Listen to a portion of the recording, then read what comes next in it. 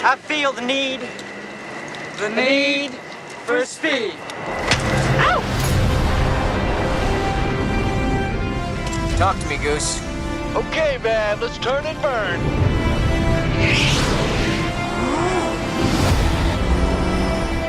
We're going ballistic, man. Go get him. Let's go!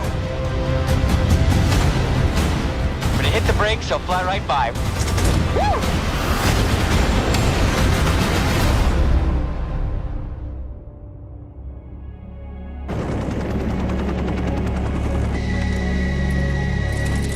With the first movie, we didn't know what we were making. We had no clue.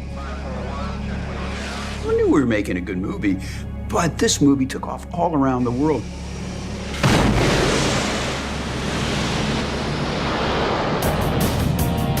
I made the first Top Gun. Obviously, I wanted to work with Don and Jerry, great producers. I absolutely learned a tremendous amount from Jerry and things that I have carried with me throughout my career.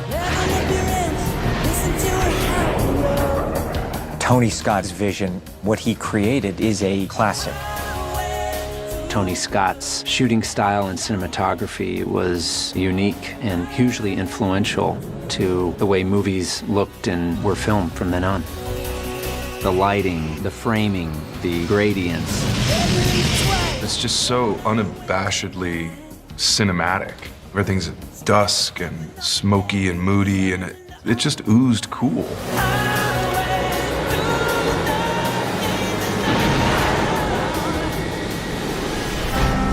Saw the first Top Gun. I mean, I had to be like 8 or 9 years old.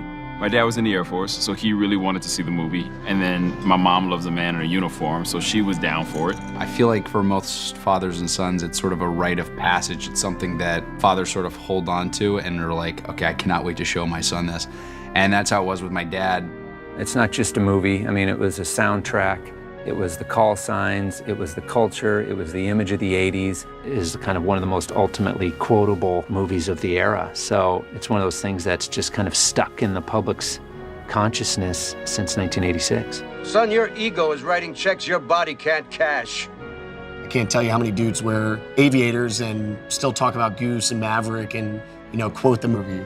Tower, this is Ghost Rider requesting a flyby. Negative, Ghost Rider. The pattern is full.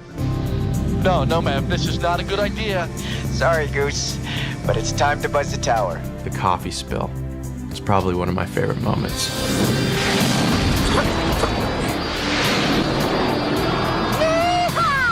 There's parts that are just like so unapologetically themselves that you just fall in love and you just are smitten with them. Just going for the hard deck. Let's get down there first and nail him, ma'am. I like taking characters and putting them in extreme circumstances and situations and worlds that, as an audience, you go, I want to be part of that world. Woo! Jester's dead. Woohoo! Jester's dead. Yeehaw! Tom, which he has done kind of time and time again, created an iconic character. When you say the word Maverick, that's kind of what you think of. You don't necessarily go to the literal meaning of the word, you go to Tom's character. That's classified. It's what? It's classified. I could tell you, but then I'd have to kill you. The thing that keeps him going is, no matter what, he's still Maverick who wants to fly Mach 2 with his hair on fire. Watch the birdie. Jeez, I cracked myself up. Everyone loves a rule breaker, but he also has a huge heart, you know? So he takes risks, but he really does have everyone's best interest at heart. We're gonna have a good time. Always. We see a lot of sports films, we see a lot of superhero films, and I think that the first Top Gun shows us how badass naval aviators are. Woo! Rock and roll! It's a character piece set against the backdrop of these fantastic machines and the things that these pilots have to go through, both in combat and on the ground, what their lives are like. And so I think it's a great homage to the great men and women who fly these planes.